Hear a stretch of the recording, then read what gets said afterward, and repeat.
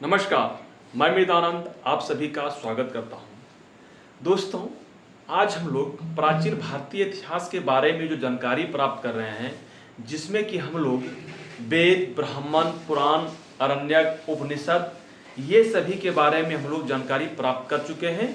चूँकि ये सभी वेद, ब्राह्मण ये सभी चीज़ों से भी हमें अपने प्राचीन इतिहास के बारे में जानकारी मिलती है। तो पुरातात्विक जो हम लोग जो प्राचीन भारतीय इतिहास के बारे में जो जानकारी प्राप्त करने का जो मुख्य स्रोत है, तो मुख्य स्रोत में जो प्राचीन ग्रंथ थे उससे हम लोग को अपने प्राचीन भारतीय इतिहास के बारे में पढ़ चुके हैं कि प्राचीन भारतीय इतिहास के जो धार्मिक ग्रंथ थे उससे हमें अपने इतिहास के बारे में पता चलता है। उसी कड़ी में अब जो है हमें अपने प्राचीन भारतीय इतिहास के बारे में जानकारी प्राप्त करने के लिए एक स्रोत जो है वो है विदेशी यात्रियों एवं लेखकों के द्वारा विवरण, यानी कि विदेशी यात्रियों एवं लेखकों के माध्यम से भी हमें अपने प्राचीन भारतीय इतिहास के बारे में जानकारी प्राप्त होती है। तो यहाँ पे ये तो इम्पोर्टेंट है ही है, विदेशी लेखक या विदेशी यात्री। साथ ही साथ इसमें जो और जो इम्पोर्टेंट चीज क्या याद रखना है वो भी हम बताएंगे आप लोगों को। तो उसी विदेशी यात्रियों एवं लेखकों का जो लेखक थे उसी में सबसे पहले यूनानी रोमन लेखक के बारे में जानते हैं कि यूनानी रोमन लेखक जो है उन्होंने जो लेखक है उन्होंने किस प्रकार से हमारे अपने प्राचीन भारतीय इतिहास के बारे में वहाँ पे उन्होंने लिखा है, और उसके भी माध्यम से हमें अपने प्राचीन भारतीय इतिहास के बारे में पता चलता है।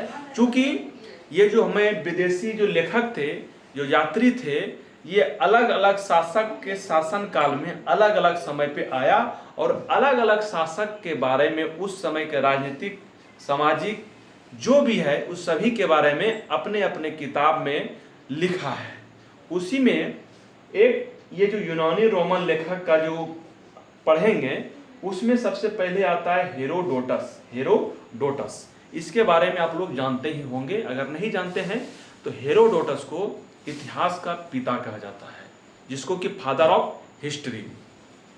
हम लोग इतिहास पढ़ रहे हैं, इससे पहले भी पढ़ चुके हैं फादर ऑफ हिस्ट्री। तो यहाँ भी है यूनानी लेखक है हेरोडोटस जिसे कि हम इतिहास का पिता, फादर ऑफ हिस्ट्री कहते हैं। इन्होंने हेरोडोटस ने एक पुस्तक लिखी, उस पुस्तक का नाम है हिस्टोरिका।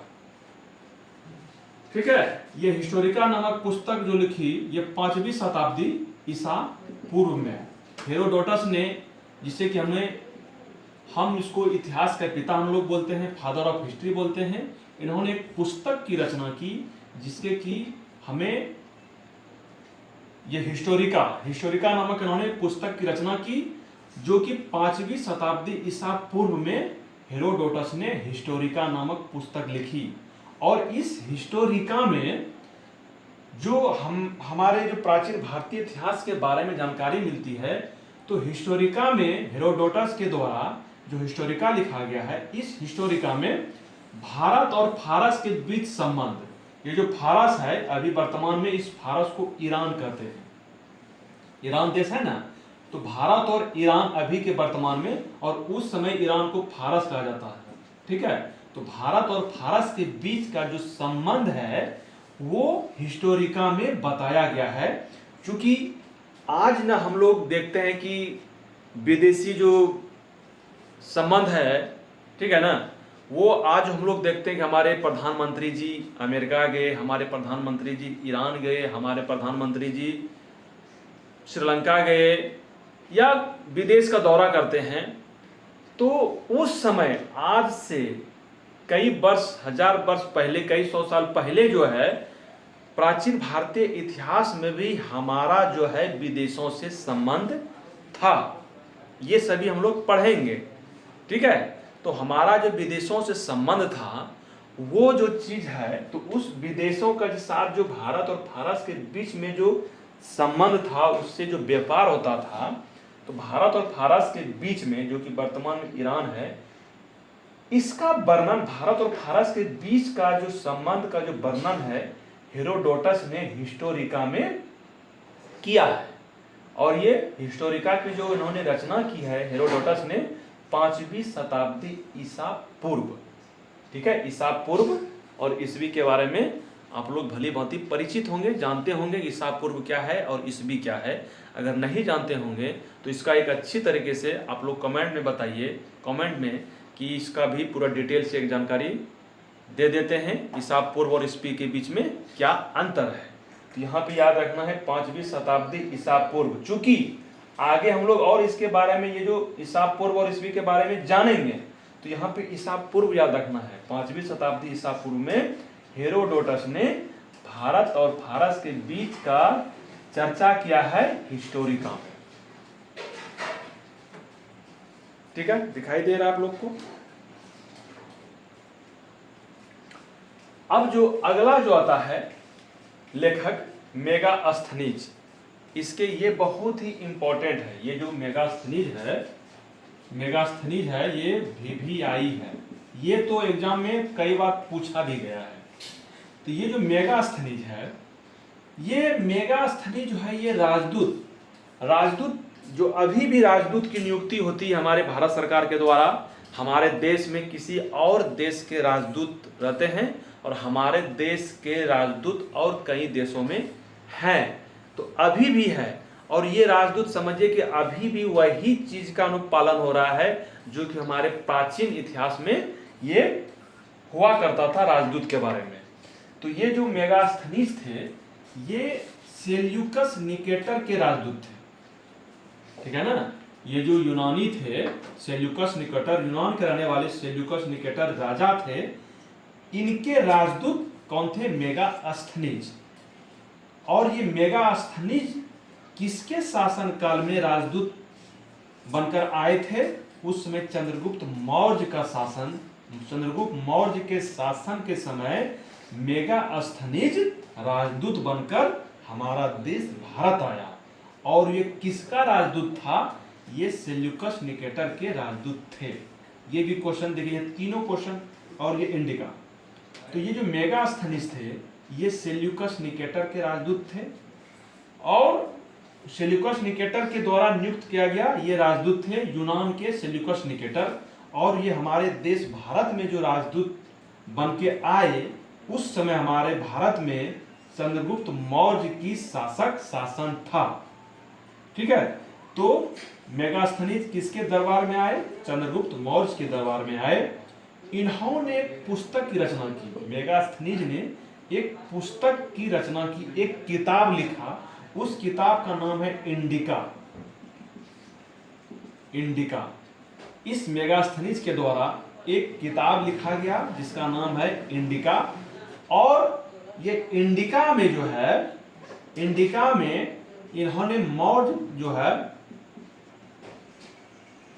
मौर्य वंश के बारे में इसका वर्णन किया, क्योंकि ये चंद्रगुप्त मौर्य काल के शासन काल में आया था। तो इन्होंने मौर्य वंश के बारे में इसकी जो है कि वर्णन किया गया है इंडिका में। तो क्वेश्चन ये पूछा जाएगा कि इंडिका की रचना किसने की? तो इंडिका की रचना मेगास्थनीज ने की। मेगास्थनीज भारत में किसके दरबार में आया था या किसके शासनकाल में आया था? तो चंद्रगुप्त मौर्य के शासनकाल में आया था। मेगास्थनीज किसके राजदूत थे? किसके राजदूत थे? तो सेल्यूकस निकेटर के राजदूत थे। ये सभी इंपॉर्टेंट है, ठीक है। इसमें और एक जुड़ता है यूनानी रोमन लेखक में, टॉलेमी।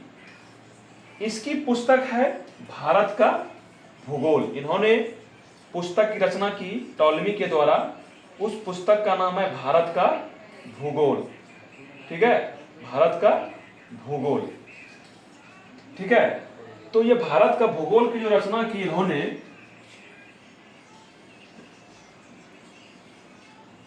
दूसरी शताब्दी में, ठीक है, दूसरी शताब्दी में इन्होंने भारत का भूगोल नामक पुस्तक की रचना की। और इसमें इन्होंने भारत के भूगोल के बारे में वर्णन किया है। किसमें? भारत का भूगोल नामक पुस्तक में। किसके द्वारा भारत का भूगोल किसके द्वारा रचना किया गया है? टॉलेमी के द्वारा। क्वेश्चन ये पूछा जाता है कि भारत का भूगोल नामक पुस्तक की रचना किसने की? तो टॉलमी ने। कब की? दूसरी शताब्दी में। ठीक है। और उसके बाद एक लेखक, वो लेखक का नाम अज्ञात है, उस लेखक के नाम के बारे में पता नहीं चल पाया है। ठीक है। तो एक लेखक के बारे में जो अज्ञात लेखक है उसको हम लोग नहीं जानते हैं, उसका नाम नहीं जानते हैं। उन्होंने एक रचना की, एक पुस्तक लिखी, उस पुस्तक का नाम है पेरिप्लस ऑफ द एरिथ्रियन सी। नाम थोड़ा सा बड़ा है लेकिन उसको याद रखिएगा। एक अज्ञात लेखक है जिसका कि हम लोग नाम नहीं जानते हैं। ठीक है, नाम का उस पता ही नहीं चल पाया है, लेकिन उस पुस्तक की जो है, उस पुस्तक मिला हुआ है। उस पुस्तक का नाम है पेरिप्लस ऑफ द एरिथ्रियन सी। सी या सी मतलब समुद्र के बारे में। तो पेरिप्लस ऑफ द एरिथ्रियन सी में इन्होंने भारतीय बंदरगाह के बारे में उसमें वर्णन किया है। बंदरगाह समझ रहे हैं ना? तो भारतीय बंदरगाह के बारे में उन्होंने, जो अज्ञात लेखक है, उस लेखक का नाम जो है कि जानकारी नहीं हो रही है, मिल पाया अभी तक, लेकिन उन्होंने जो पुस्तक की रचना की थी उस पुस्तक का नाम है पेरिप्लस ऑफ द एरिथ्रियन सी। ठीक है, इन्होंने इस पेरिप्लस ऑफ द एरिथ्रियन सी में भारतीय बंदरगाह के बारे में वर्णन किया है। साथ ही साथ इन्होंने पेरिप्लस ऑफ द एरिथ्रियन सी में लाल सागर के बारे में भी, लाल सागर, ठीक है, लाल सागर के बारे में भी इन्होंने पेरिप्लस ऑफ द एरिथ्रियन सी में वर्णन किया है। ठीक है, तो पेरिप्लस ऑफ द एरिथ्रियन सी के बारे में अगर पूछा जाएगा इसकी लेखक के बारे में, तो वो लेखक का नाम अज्ञात है। ठीक है। अब जो है इसी बीच हमारे देश में सिकंदर का आक्रमण होता है। देखिए यहाँ पे जितने भी आए हैं ना हमारे देश में आक्रमण करने, पहले व्यापार के नाम पे आए, फिर धीरे धीरे अपना यहाँ अस्तित्व जमाया, उसके बाद धीरे धीरे यहाँ पे क्या किया, अपना एक अधिकार बना लिया, और हम लोग धीरे धीरे क्या होते चले गए, गुलाम बनते चले गए। उसी कड़ी में ये प्राचीन भारतीय इतिहास के प्राचीन समय से ही इस तरह आ रहा है। हमारा देश सोने का चिड़िया जो कहा गया है, क्यों कहा जाता था हमारे देश को सोने का चिड़िया को? हमारा देश संपूर्ण हर चीज से परिपूर्ण था, हमें किसी दूसरे देश की आवश्यकता नहीं होती थी। तो हमारे देश के बारे में जब पता चला कि भारत बहुत ही समृद्धशाली देश है, तो उसको कैसे वहाँ से लूटा जाए और वहाँ के धन संपदा को लूट के हम अपने देश में ले आए, तो ये सभी हर विदेशी के बारे में मन में ये होता था। उसी कड़ी में ये जो सिकंदर था, ठीक है, ये यूनानी आक्रमणकारी था सिकंदर। ठीक है, ये सिकंदर अभी नाम रखता है, सिकंदर नाम भी होगा आप लोग के गांव समाज में, हर जगह कहीं ना कहीं आपको सिकंदर नाम का आदमी मिल जाएगा। वो सिकंदर वो नहीं है, राजा नहीं है, ये यूनान का सिकंदर था।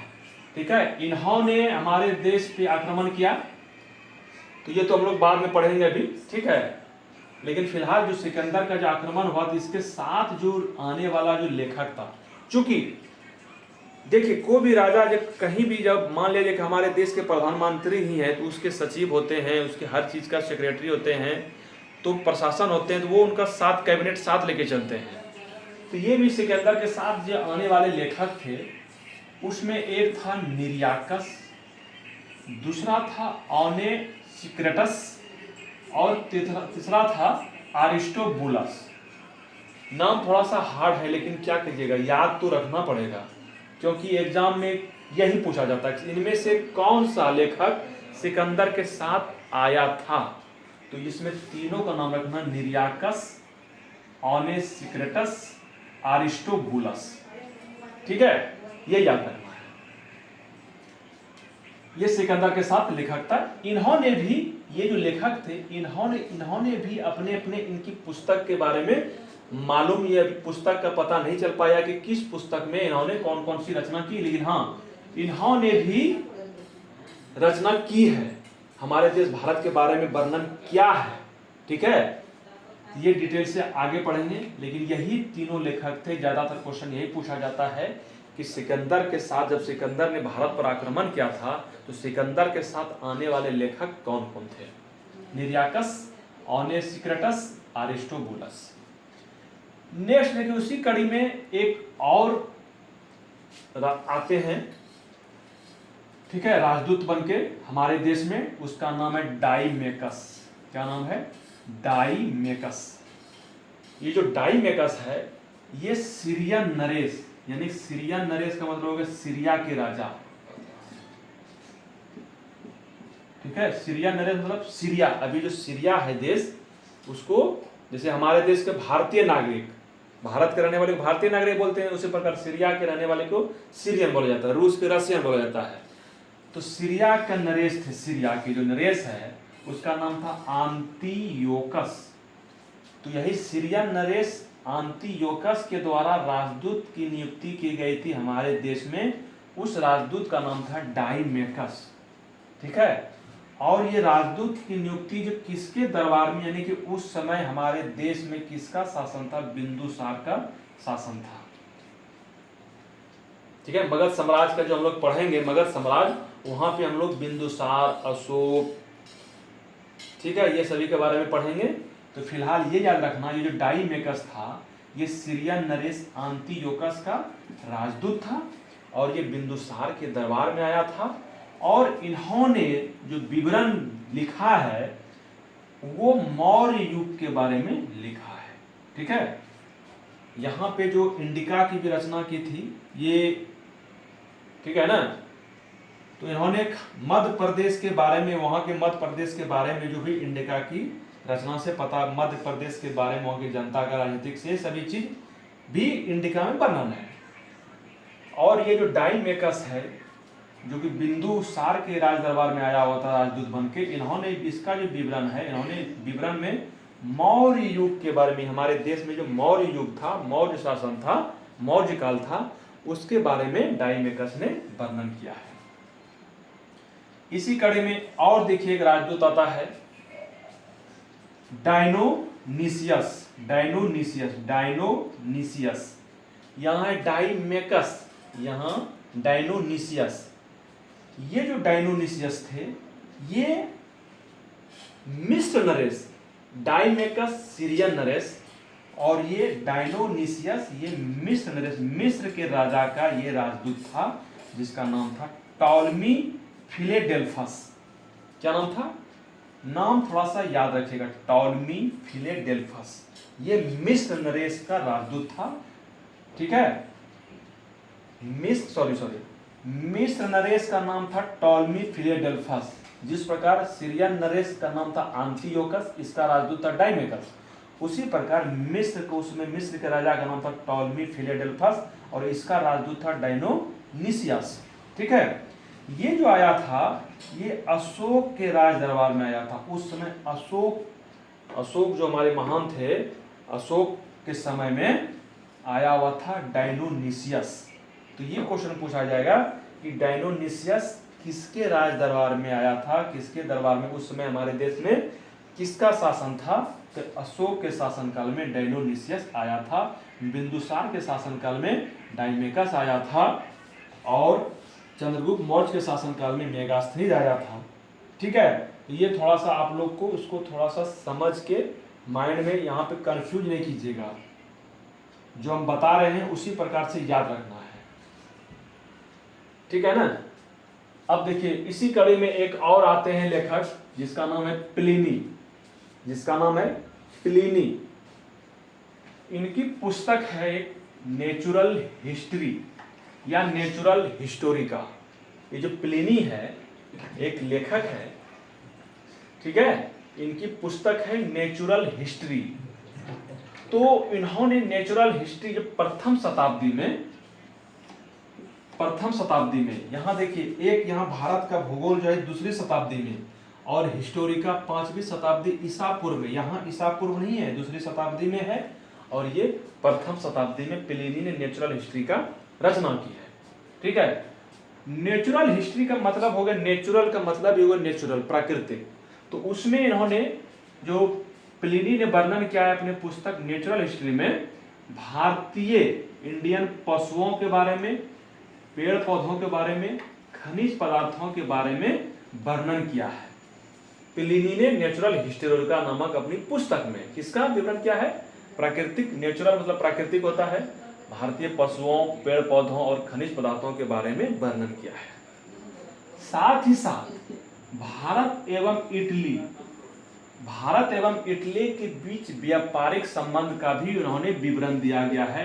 नेचुरल हिस्ट्री में प्लिनी ने भारतीय पशुओं, पेड़ पौधों, खनिज पदार्थों के बारे में तो वर्णन किया ही क्या है, साथ ही साथ इसमें भारत एवं इटली के बीच जो व्यापारिक संबंध था उसका भी वर्णन किया है। यहाँ भारत एवं इटली के बीच प्लिनी के द्वारा नेचुरल हिस्ट्री में, और यहाँ पे ये जो हिस्टोरिका है हेरोडोटस के द्वारा भारत और फारस के बीच, यानी भारत और ईरान के बीच हिस्टोरिका में वर्णन है। यहाँ पे कंफ्यूजन है, यहाँ भारत और फारस या भारत और ईरान के बीच हिस्टोरिका में, और नेचुरल हिस्ट्री में भारत एवं इटली के बीच व्यापारिक संबंध। किसके द्वारा? प्लिनी के द्वारा। अब यहाँ पे उसके बाद ये यूनानी रोमन लेखक के अलावे भी और भी जैसे चीनी यात्री थे, ठीक है ना, अरब लेखक थे, ये सभी जो है उसके अलावे भी आए हैं और उन्होंने भी यहाँ पे आके हमारे देश में आए और यहाँ के बारे में वर्णन किया है किसी न किसी रूप में। तो ये चीनी लेखक का नाम है फाहियान, ये बहुत ही मोस्ट इंपॉर्टेंट बोल दिए फाहियान। ये जो फाहियान चीनी लेखक थे, ये जो फाहियान है ये चंद्रगुप्त द्वितीय के दरबार में आया था, फाहियान। अब देखिए यहाँ चंद्रगुप्त द्वितीय और यहाँ चंद्रगुप्त मौर्य, आप लोग कंफ्यूज नहीं हो। चंद्रगुप्त मौर्य में मेगास्थनीज आया था और चंद्रगुप्त द्वितीय में जो चीनी लेखक थे फाहियान, चीनी यात्री आया था चंद्रगुप्त द्वितीय के। याद रखने के लिए चंद्रगुप्त मौर्य मतलब चंद्रगुप्त प्रथम, और इसको याद रखिए प्रथम के बाद में द्वितीय होगा, और ये द्वितीय में चीनी लेखक आया था चंद्रगुप्त द्वितीय में फाहियान। फाहियान ने जो रचना की उसका नाम है फुकोकी।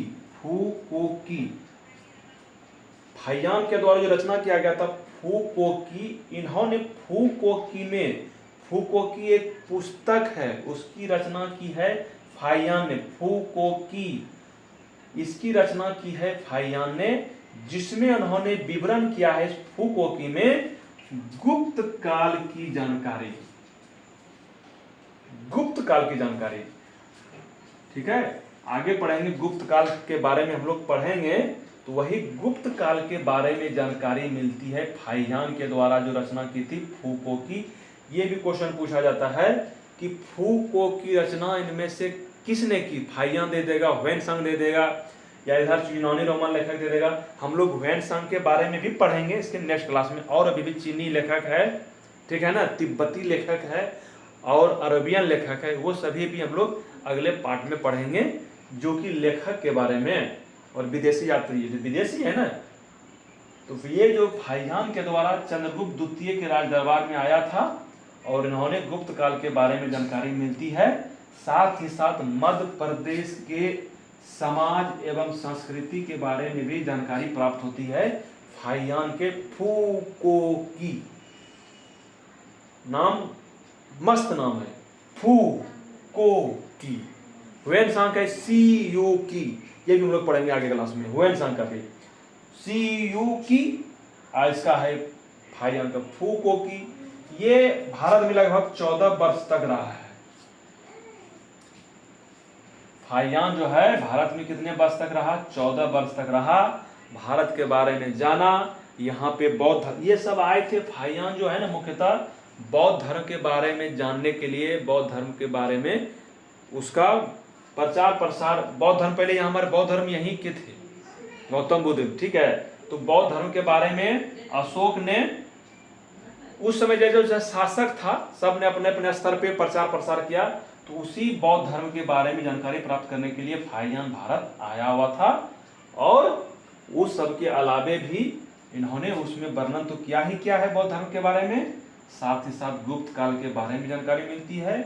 और मध्य प्रदेश, समझे, मध्य प्रदेश में ही ज्यादातर इसका जीवन व्यतीत हुआ। 14 साल में ज्यादा समय मध्य प्रदेश में इन्होंने दिया। तो मध्य जहाँ पे ज्यादा आप समय दीजिएगा तो वहाँ के बारे में थोड़ी जानकारी ज्यादा हो जाती है। तो फाहियान ने मध्य प्रदेश के समाज एवं संस्कृति के बारे में भी वर्णन किया गया है फुकोकी में।